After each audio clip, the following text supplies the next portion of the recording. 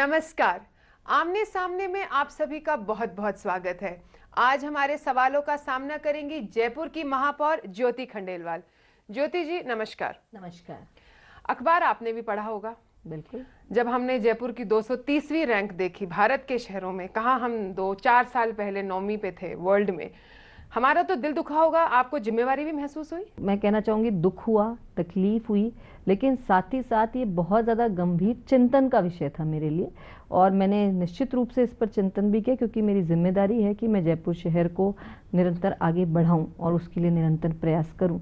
और जब बोर्ड के में 46 पार्षद जब विपक्ष की पार्टी के हों और उनको एक तरह से सीधे आदेश हों कि आपको जयपुर शहर में काम नहीं होने देना, आदेश दे रखे? मुझे लगता है कि बीजेपी की जो पार्टी है, पार्टी लेवल पर ही डिसाइडेड है कि उनको, क्योंकि बीजेपी का गढ़ माना जाता है जयपुर, आप जनरली देखेंगे उसमें ये चीजें सामने आती कि कांग्रेस की मेयर चुन करके आई है, कहीं ना कहीं नुकसान तो पहुंचाना है। लेकिन एक और बात ये भी तो है ना कि ये भी तो जनप्रतिनिधि हैं। आज नहीं तो कल इनको भी जनता को फेस करना है। अगर वर्ल्ड सिटी का ये हाल है या जयपुर शहर का ये हाल है, तो बीजेपी के वार्ड्स का भी यही हाल है। तो कल क्या इनको जनता से डर नहीं लगता? अगर मैं ऐसे मंचों पर ये बात कई बार कह चुकी हूँ कि हम सब जनप्रतिनिधि हैं, हम सबको जनता को फेस करना है। और मैंने ये भी कहा कि अगर कहीं पे भी बीजेपी की, मैं तो आपके माध्यम से पहुंचाना चाहूंगी ये बात उन तक कि वो अगर उनको सफाई व्यवस्था में कमी नजर आ रही है, जो निश्चित रूप से है, तो ऐसे में वो सामने आए, वो भी फील्ड पे उतरे और मैं उनके साथ फील्ड पर मौके पर आने के लिए तैयार हूँ उस काम को करवाने के लिए। मेरे जो कहना चाहूंगी, मेरे जो साथी हैं बीजेपी के 46 पार्षद हैं, आप अपनी कॉर्पोरेशन की मीटिंग में उनको ये संदेश नहीं दे सकती? ईटीवी के जरिए दे रही हैं ज्योति? मैं बोल रही हूँ कॉर्पोरेशन की मीटिंग में संदेश देने के लिए बहुत प्रयास करती हूँ, लेकिन वहां तो जूता फेंका जाता है, चप्पल फेंकी जाती है, कुर्सियां खींची जाती हैं, बजट की प्रतियां फाड़ी जाती हैं। तो इस तरह के सकारात्मक जो चर्चाएं वहां होनी चाहिए वो वहां पर नहीं हो पाती हैं। और इसका तो प्रत्यक्ष प्रमाण जो है वो जयपुर की जनता खुद हर बोर्ड मीटिंग में देखती है। अफसोस भी करती है कि किस तरह से वहां पर एक पार्षद ने जूता उछाल दिया, एक पार्षद बजट की प्रतियां फाड़ रहा है, एक पार्षद आकर के मेयर की कुर्सी खींच रहा है। क्या ये व्यवहार रह गया है? तो निश्चित रूप से वहां पर मैं कहना चाहूंगी, जब मैंने मेयर बनते ही पहली बोर्ड मीटिंग हुई, उसमें सबसे पहला जो एजेंडा था वो था कि सफाई व्यवस्था पर चर्चा, भविष्य में हमको इसमें क्या सुधार करने चाहिए, क्या सुझाव देने चाहिए, इस विषय में चर्चा रखें। और 4 बार इस प्रस्ताव को रखा गया है लगातार मेरी ओर से, लेकिन एक बार भी सकारात्मक चर्चा नहीं। लेकिन ज्योति जी, आज आप जैसे कह रहे हो कि भाई आपने भी जब ये अखबार पढ़ा तो बड़ा आपके लिए चिंतन का विषय हुआ। आपको भी पता होगा, क्योंकि जब हम लोगों को, एक आम आदमी को जगह जगह ये कचरे के ढेर दिख रहे हैं, आपको भी दिख रहे होंगे, आज क्या करेंगे? क्योंकि हमें तो कोई स्थिति में भी सुधार आने का कुछ चेंज दिख नहीं रहा है। देखिए, मैं कहना चाहूंगी आपको, जो 9वां जब नंबर था जयपुर का, उसमें जो जयपुर का इंफ्रास्ट्रक्चर अपने आप में वर्ल्ड क्लास है, और अगर सफाई व्यवस्था में सुधार होता है तो जयपुर बहुत आगे बढ़ जाता है। तो तब संपूर्ण और समग्र सफाई की प्राइवेटाइजेशन की प्रणाली चल रही थी, जिसे बीजेपी के बोर्ड और मेयर ने न जाने क्यों कैंसिल कर दिया। आज भी हमारा, जब से मैंने ज्वाइन किया तब से मेरा एक प्रयास है कि ये संपूर्ण और समग्र सफाई का प्राइवेटाइजेशन तुरंत होना चाहिए। तो सरकार भी तो आपकी है, क्यों नहीं हो पा रहा? देखिए, हम सीधे नगर निकाय को, स्वायत्ती शासी संस्थाएं ये खुद अपने आप में सक्षम है, ये खुद अपने कानून बनाती हैं, खुद अपनी योजनाओं को पास करके उसको इम्प्लीमेंट कर सकती है। अगर सरकार सीधे इन पे इंटरफेरेंस करने लग जाए तो सरकार पर भी ये आरोप लगते हैं कि आप इनकी स्वतंत्रता को हानि पहुंचा रहे। तो फिर आप डॉक्टर चंद्रभान और सचिन पायलट के पास क्यों गई सैनिटेशन को लेकर? वो क्या करने गई? फिर मैं गई जब बोर्ड में, जब मैंने 1 साल प्रयास किया, बोर्ड में ले जाके नहीं हुआ, फिर सफाई समिति बन गई। सफाई समिति के बाद 6 महीने तक ये लंबित पड़ा रहा, कुछ नहीं हुआ।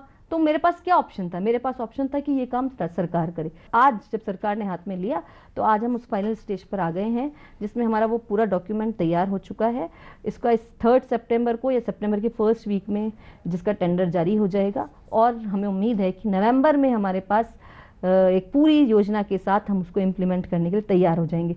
सादे शब्दों में एक आम आदमी के उसमें ये सवाल आपसे पूछना चाहूंगी, सरकार, डॉक्यूमेंट, टेंडर, नई शक्ल, हमें ये बता दीजिए कि हमारी सड़कें कब ठीक होंगी और हमारा शहर कब साफ होगा? सफाई की जहां तक बात है, नवंबर के बाद आपको रिजल्ट नजर आने लग जाएंगे। बिल्कुल स्पष्ट। अभी तो टूरिस्ट सीजन स्टार्ट हो रहा है, हम इसको हेरिटेज सिटी की बात नहीं, आप जो नई जो प्रणाली की बात कर रहे हैं वो एक अलग बात है। उसके अलावा अगर हम अभी रमजान के महीने की बात करें, हमने लगभग 800 कर्मचारी एक्स्ट्रा लगाए। जितने संसाधन निगम में पहले लगे हुए थे उससे ज्यादा संसाधन निगम में आज लगे हुए हैं। निगम के पास पहले कोई सीवर जेटिंग मशीन नहीं थी, कोई मेन होल डिसिल्टिंग मशीन नहीं थी, वो सब हमने खरीदी। लेकिन चूंकि इस सब प्रोसेस में टाइम लगता है और इन प्रोसेस का टाइम कम हो सकता है, सहयोग मिलता तो सहयोग मिलता तो बहुत कम टाइम लगता। लेकिन जब आपके सामने एक पूरा ऐसा कहें कि खड़ा हो पूरा जो सिस्टम है जिसमें कि पार्षद बिल्कुल सहयोग ही नहीं करना चाहें, बिल्कुल आगे आकर के आपके किसी अच्छे काम में साथ ही नहीं देना चाहें, तो निश्चित रूप से टाइम आप धारा के विपरीत जब चलने की कोशिश, देखिए मैं बहुत साफ कहना चाहती हूँ, नगर निगम में भ्रष्टाचार भी था जिसको मैंने तोड़ने की कोशिश की। नगर निगम में जो पिछले 15 साल बीजेपी का बोर्ड था, उस बोर्ड का प्रभाव मुझे अभी से मिला। जब आप धारा के प्रवाह के विपरीत चलते हैं तो आपकी गति कम होती है, लेकिन इतिहास भी तभी बनते हैं। दोनों बातें। इतिहास एक तो बन गया ज्योति जी, हमने अपने शहर की जो रैंक देखी है।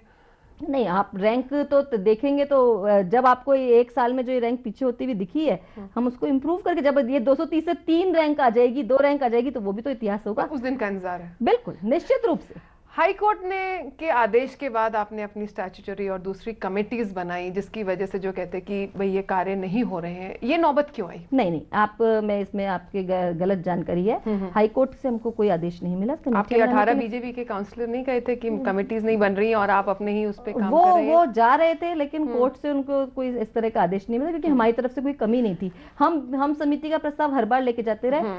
मैं कहना चाहती हूँ ये बीजेपी की फूट का नतीजा था कि उन्होंने जब उनके समिति के चेयरमैन जो अनाउंस जो उन्होंने कर दिए थे, वो और जो समिति के चेयरमैन नहीं बने थे, उनमें आपस में इतना डिस्प्यूट था कि वो बोर्ड मीटिंग में जाके हंगामा करते थे और समिति नहीं बनने देते थे। उनको लगता था कि कुछ आपके समिति के चेयरपर्सन की मतलब मैं तो रुसवाई कहूंगी कि बोले कि एक हमें दफ्तर भी नहीं मिलता है, हम ऑपरेट कहाँ से करें? देखिए, ये सरकार के आदेश है और जहां तक समितियों को ऑपरेट नहीं, मैं क्या चाहती हूँ काम करने के लिए इस तरह के छोटे छोटे बहाने बनाना। मीटिंग रूम उनको हमेशा अवेलेबल है, निगम की जिम्मेदारी है। अगर उनको कोई इस तरह की शिकायत है निश्चित रूप से बताएं कि हमको मीटिंग करने के लिए रूम नहीं मिल रहा है। लेकिन आप सिर्फ बैठने के लिए कमरा, गाड़ी, घूमने के लिए गाड़ी और जैसे सुविधाएं चाहते हैं और फिर चाहते हैं कि हमसे काम नहीं हो रहा है इन सुविधाओं के बिना, तो ये तो उनकी सोच को दर्शाता है, क्योंकि 15 साल में उन्होंने सुविधाएं भोगी है, बेसिकली उन्होंने सुविधाएं भोगी हैं। तो अब जब सुविधाएं हटती हैं तो निश्चित रूप से तकलीफ होती है, लेकिन उससे काम नहीं होता। मैं कहना चाहती हूँ आज 10 महीने लगभग समितियों को बने हुए हो गए हैं, कोई एक समिति भी ये कह दे कि हम ये अच्छा प्रस्ताव मेयर के पास लेकर के गए, लेकिन मेयर ने इसको नहीं होने दिया, मेयर ने इसमें रोड़े अटका दी। जबकि मैं आपको इतने सारे प्रस्ताव बता सकती हूँ जो मैं लेकर के गई कि कहीं बोर्ड में ये पास हो जाए, समिति में जाए, लेकिन वहां रोड़े अटकाए गए। तो आप दोनों में कंपैरिजन कीजिए, मुझे कोई ऑब्जेक्शन नहीं है। आप वर्ल्ड सिटी से पार्षद भी रह चुकी हैं और वो आपका अपना एरिया है। आपके पास शायद 1 करोड़ रुपए की एक अपनी राशि होती है जो आप लगा सकती हैं कहीं पर भी फॉर योर, तो वर्ल्ड सिटी में आपने वो भी नहीं लगाई सफाई के लिए? जब हम सफाई की बात करते हैं खास तौर से, तब पार्षदों की बहुत बड़ी जिम्मेदारी होती है कि उनकी मॉनिटरिंग प्रॉपर हो। अगर जैसे हमने आज लगभग हर वार्ड में 10 जो है हमने सफाई कर्मचारी एक्स्ट्रा दिए, जो थे उससे भी एक्स्ट्रा। वॉल सिटी में ऑलरेडी कर्मचारी ज्यादा हैं, उसके बावजूद दिए। हमने जिस वार्ड में जितने संसाधन चाहिए सब अवेलेबल हैं, वॉल सिटी में कोई संसाधनों की कमी नहीं है। ऐसी स्थिति में अगर पार्षद, जनप्रतिनिधि और हमारा अधिकारी भी, जोन कमिश्नर भी निश्चित रूप से अगर मॉनिटरिंग प्रॉपर नहीं करेंगे, अगर सुपरविजन प्रॉपर नहीं करेंगे, तो निश्चित रूप से अगर कर्मचारी काम नहीं कर रहा तो हम उसको पनिश भी नहीं करते। आपने वेंडर्स और एंक्रोचमेंट जितने भी अतिक्रमण थे वो हटाए थे वर्ल्ड सिटी में, खास करके परकोटे के अंदर, वो सब वापस आ रहे हैं? बिल्कुल हटाए थे और जनता बहुत खुश हुई थी, जनता ने बहुत एप्रिसिएशन दिया था। मैं जनता का धन्यवाद देना चाहती हूँ। बहुत मुश्किल काम था, अतिक्रमण जो 100 साल के अतिक्रमण थे वो हटाना काफी मुश्किल काम था, लेकिन एप्रिसिएशन मिला। लेकिन इसमें भी कहीं ना कहीं राजनीति और कहीं ना कहीं अफसरों की जो लापरवाही आड़े, उन्होंने पुनर्वास जो साथ के साथ होना चाहिए। जब आप किसी को हटा रहे हो जो 50 साल से अपना बिजनेस कर रहा है, उसको अगर हम पुनर्वासित कर देंगे वो दोबारा बस जाएगा तो वापस नहीं आएगा। लेकिन अगर आप पुनर्वास करने में अगर लापरवाही बरत जाओगे तो निश्चित रूप से वो कहीं ना कहीं पुनर्वास की जिम्मेवारी क्या आपकी नहीं बनती? आप लोगों ने उनको दी भी थी जगह। पुनर्वास की जिम्मेदारी सीधी मेयर की कहीं नहीं बनती। एक्ट के हिसाब से टेढ़ी बनती होगी कहीं ना कहीं। ईसी की मीटिंग नहीं, ईसी की मीटिंग, ईसी को डिसाइड करना होता है उन्हें कहाँ पुनर्वास करना है, उन्होंने नहीं किया, सरकार के पास जाना पड़ा। ये तो मुश्किल है कि पहले बोर्ड में कोशिश करो बार बार, और फिर सरकार के पास जाओ, फिर सरकार से करवा के लाओ, फिर अफसरों से उस काम को करवाओ। ये एक ऐसा सर्कल सा बन गया है जिसको पूरा करने में जब हम पहुंचते हैं तो समय लगता है। बातचीत जारी रहेगी आमने सामने में ज्योति खंडेलवाल से, देखते रहिए। ब्रेक के बाद आप सभी का स्वागत है। तो ज्योति जी, हम लोग बात कर रहे थे परकोटे में जो अभी एक केमिकल फैक्ट्री में आग वगैरह लगी, तो आपने एक आदेश निकाले थे कि भाई रेजिडेंशियल एरिया में केमिकल फैक्ट्रीज नहीं लगाई जाएंगी और साथ के साथ कोई भी पटाखों की सेल वगैरह या होर्डिंग नहीं होगी।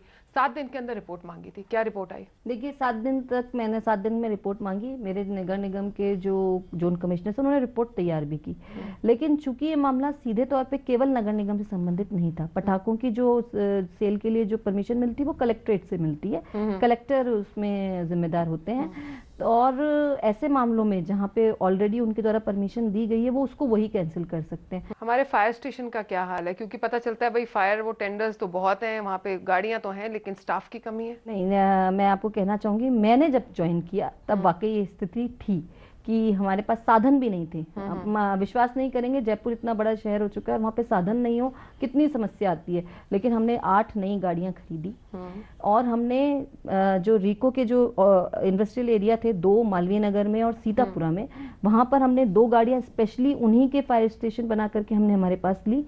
हमको स्टाफ भी मिला। अब हमारे पास जो नया जो हमने एक सेंक्शन करवाया है, हम सेंट्रल गवर्नमेंट के पास जाकर के इस चीज को सेंक्शन करवा के लाए हैं, जिसमें हम जो फायर के लिए जो कर्मी होने चाहिए उनको प्रॉपर ट्रेनिंग दे सके। इसके लिए एक ट्रेनिंग का जो सेंटर है वो जयपुर में बन सके, उसका हमने जो है लगभग वो फाइनल स्टेज पर है। तो जब एक ये प्रक्रिया होनी जरूरी थी। बिल्कुल, देखिए बिना आप ट्रेनिंग के किसी भी कर्मी को वहां तक लेके जाते हैं, बहुत मुश्किल काम होता है। इसके अलावा हमारी भर्ती की प्रक्रिया जो है फायर कर्मी की शुरू हो चुकी है और बहुत जल्दी नगर निगम के बेड़े में और फायर कर्मी होंगे। बहुत सारी पुरानी बिल्डिंग्स हैं जो कि कोलैप्स की स्टेट में हैं, कई बार हो भी जाती हैं, and they are a danger. आपने कहा कि भाई इनके ऊपर कई बार कुछ केस चल रहे हैं, कुछ एक भाई जाती मामले हैं, खाली करने को तैयार नहीं है, लेकिन वो एक सेफ्टी इशू तो है। तो आप क्या कदम उठाने की सोच रही हैं? देखिए सेफ्टी इशू है, लेकिन निश्चित रूप से ये मामले कोर्ट के हैं, न्यायालय के अधीन होते हैं, उसमें मैं कोई टिप्पणी भी नहीं कर सकती हूँ। शांति धारीवाल जी ने कहा कि the corporation is a hell hole of corruption. आप एग्री करती हैं? देखिए मैं कहना चाहूंगी था, अगर हम करप्शन की बात करें, भ्रष्टाचार की बात करें, निश्चित रूप से नगर निगम में बहुत ज्यादा भ्रष्टाचार था। कब तक था और है में जरा मुझे 2 साल समय का डिफरेंस बताइए। करीब 2.25 साल का डिफरेंस, जब से मैंने ज्वाइन किया। मैं आपको एक बात बताऊं, जो उद्यान के ठेके, मैं एग्जाम्पल के तौर पे देना चाहूंगी, जो पहले 100% अबव रेट पे, मतलब 100 रुपए का काम 200 रुपए में होता था, वही काम आज 40% बिलो रेट में, मतलब 60 रुपए में होता है। यानी कि बाकी का वही, और वही ठेकेदार कर रहे हैं सेम, तो यानी कि बाकी का पैसा कहाँ जाता था? लेकिन उद्यान से मुझे पेड़ का ध्यान आता है, और आपकी खुद जो चेयरपर्सन है वो उधर की कमेटी की राखी राठौर ने कहा है कि इस बार एक भी सैपलिंग प्लांट नहीं हुई। क्यों नहीं हुई? उन्हीं से पूछी ना, वो ही तो उद्यान समिति की चेयरमैन है। मैं तो खुद आपको ये बात कहना वो कहती हैं कि टेंडर की उनको परमिशन 12 को मिली, 19 को खुला, उसमें भी कुछ गड़बड़ हो गई। मतलब वर्षा शुरू होके सीजन आ गया है, क्यों गड़बड़ हुई? ऑल सबके लिए वो जिम्मेदार है। मैं कहना चाहूंगी, जब पिछली बार समितियां नहीं बनी थी और मेरे साथ तो ये विषम परिस्थिति, मैं जहां जाती थी बीजेपी के पार्षदों को केवल विरोध ही करना होता था, उनका काम ही एक था, तब उसके बावजूद मैंने सारे जोनों में वृक्षारोपण का कार्यक्रम किया, चाहे मुझे कितना भी विरोध सहन करना, मतलब मैंने जो पॉजिटिव काम था वो किया। हर जगह वृक्षारोपण का कार्यक्रम किया और इतने पेड़ बंटवाए विकास समितियों से। अगर आप पूछेंगे पिछले साल, तो मैं अब सीधे अधिकार चले गए उद्यान समिति के पास, और मुझे वाकई अफसोस होता है, नॉट अ सिंगल वन, एक भी वृक्षारोपण का कार्यक्रम नहीं। क्या आप उनसे ये सवाल नहीं कर सकती एज द मेयर? क्या आप उनसे ये सवाल करने का भी पावर आपके पास नहीं है कि क्यों नहीं लगे पौधे? देखिए मैं सवाल करने के लिए, निश्चित रूप से बोर्ड मीटिंग है और वहां मेरा काम होता है बोर्ड मीटिंग को संभालना, नॉट डायरेक्टली क्वेश्चन करना। I am not the member of the house, I am the अध्यक्ष। वहां पर मैं अध्यक्ष हूँ सभा की, जैसे विधानसभा हम कहे, मतलब मुझे वोटिंग राइट भी नहीं है। अगर कल कृषि उपज मंडी के चुनाव हैं तो उसमें मेरा वोटिंग राइट नहीं है। अच्छा। क्योंकि मैं सदन की मेंबर नहीं हूँ। हम ब्रेक के बाद अभी वापस आते हैं, कहीं जाना नहीं। ब्रेक के बाद अब सभी का स्वागत है। आमने सामने में आज हमारे साथ है ज्योति खंडेलवाल। तो ज्योति जी, करप्शन का मुद्दा आपने उठाया, नंबर दिए हैं आपने कि भाई इस पे कॉल करें, और अलग अलग उस पे SMS का कोड दिया है, आपको लगता है कि ये वाकई इफेक्टिव होगा?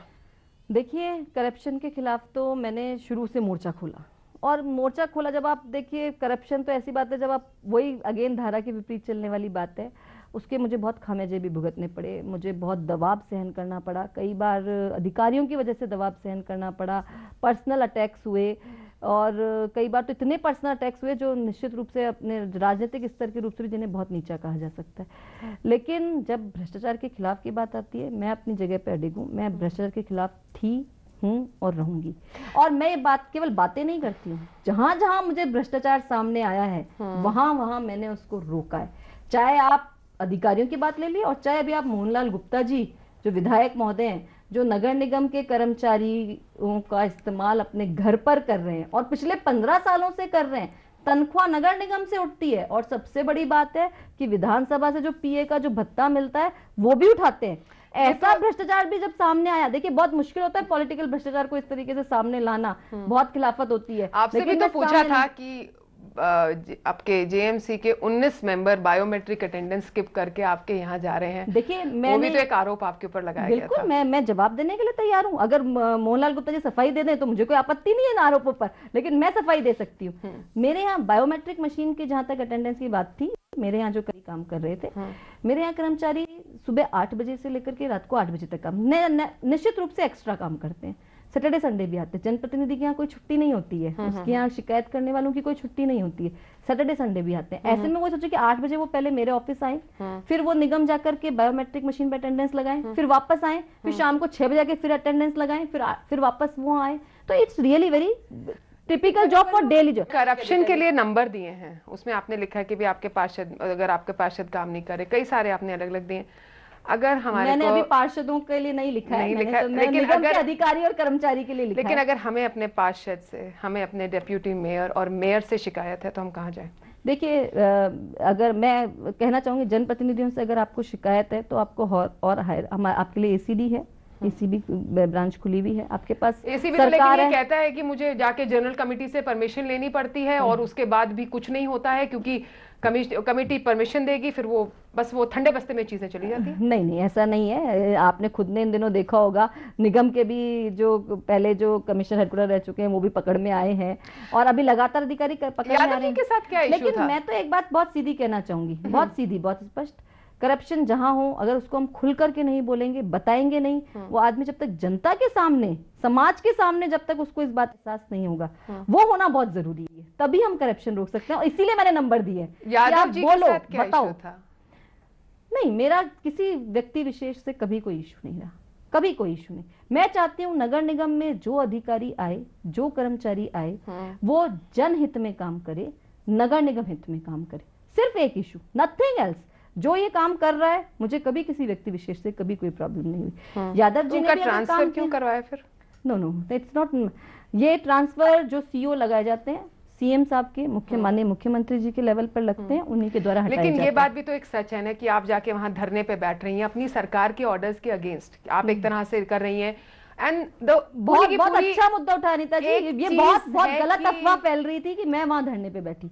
मेरे पार्षद वहां, जो कांग्रेस के पार्षद थे, वो वहां धरने पर बैठे थे, और जब मैं 12 से 2 उनका धरना था, मैं 2:15 बजे वहां पहुंची थी, और 2:15 बजे मैंने सपोर्ट करने के लिए पहुंची थी या उठाने के लिए पहुंची थी? उठाने के लिए पहुंची थी। मैंने उठाया, मैंने कहा आप यहाँ से उठिए, आपकी जो भी बात है हम सरकार तक पहुंचाएंगे, आप यहाँ से उठिए। जैसे यादव जी को प्रमोट करके भेजा गया, तो आपको नहीं लगा कि ये आपके लिए सपोर्टिव नहीं था और शहर की छवि तो खराब हुई ही? मेरा ना कभी आरपी जैन साहब से कोई बातचीत थी, मतलब जैसे आप कहें, मतलब आपका कहने का मतलब है कि ये सब करप्ट है?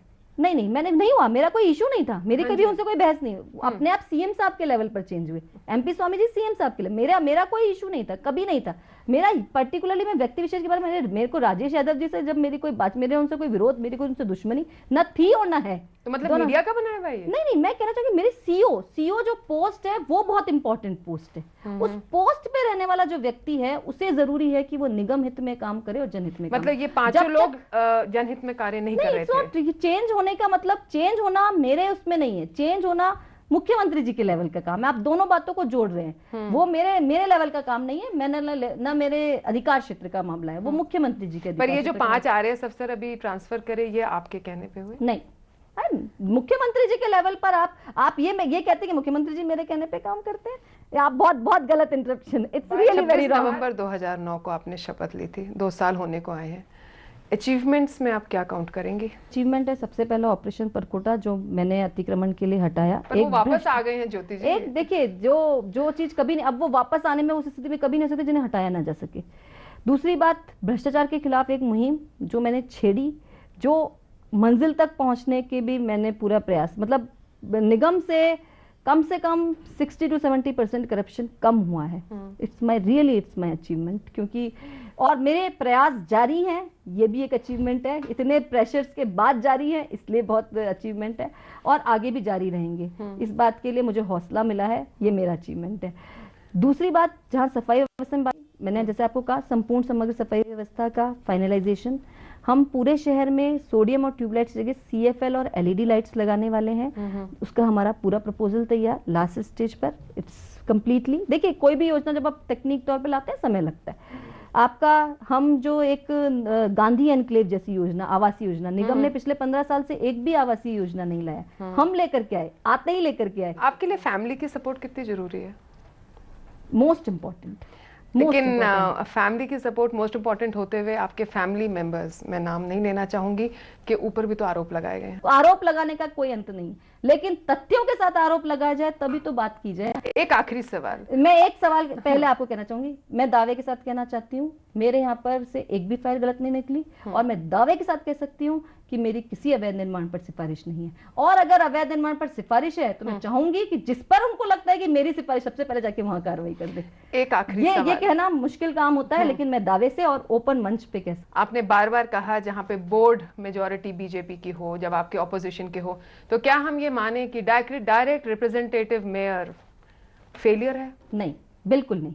डायरेक्ट पर हमारा शहर कुछ और कह रहा है। नहीं, देखिए, जब एक परिवर्तन का दौर होता है, शुरू में दिक्कतें आती हैं, जनता के सामने भी कहीं ना कहीं असमंजस की स्थिति रहती है, लेकिन मैं कहना चाहूंगी, मेरी तो ताकत ही जनता है, क्योंकि डायरेक्ट इलेक्शन हुआ, इसलिए मैंने जब सही कदम आगे बढ़ाया, जब मैंने जो कदम स्ट्रांगली आगे बढ़ाया, मुझे जनता का पूरा सपोर्ट मिला। वो सिर्फ इसलिए मिला क्योंकि डायरेक्ट इलेक्शन था, मेरा सीधा उनसे जुड़ाव था, इसलिए मुझे समर्थन मिला। इसलिए मैं मजबूती के साथ आज काम कर सकती हूँ, धारा के विपरीत चल के काम कर सकती हूँ, चुनौतियों का सामना हूँ, क्योंकि मैं डायरेक्ट इलेक्टेड हूँ, क्योंकि मुझे जनता का समर्थन है, क्योंकि मुझे जनता का सहयोग है। यही वजह है, इसलिए I think it is the good. अभी आपके टेन्योर में कुछ समय बाकी है, महीने और महीने नहीं, अभी साल बाकी है, 2.5 साल। हम तो उसको जैसे 20 महीने, अब हम उसको 24 महीने और 36 महीने गिनेंगे।